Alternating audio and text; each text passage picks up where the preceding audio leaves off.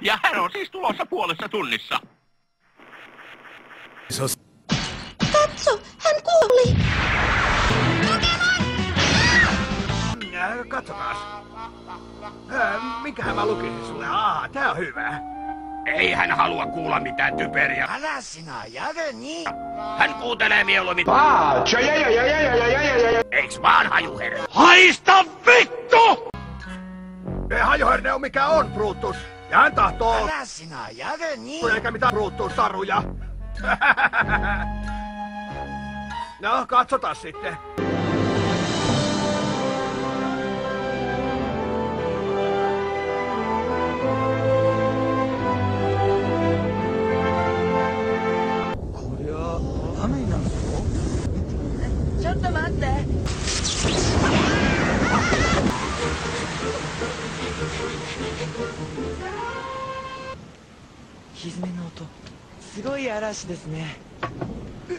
おや、誰かいやしたか。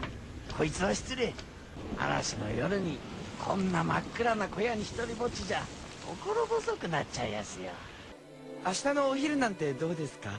じゃあ念のためにオイラが嵐の夜に出会ったものでやんすって言いやすよ。嵐の夜にだけでわかりますよ。嵐の夜に。嵐の夜に。本当にびっくりしました。あなたが狼だったなんて。オイラもですよ。まさかあんたがヤギだったとはね。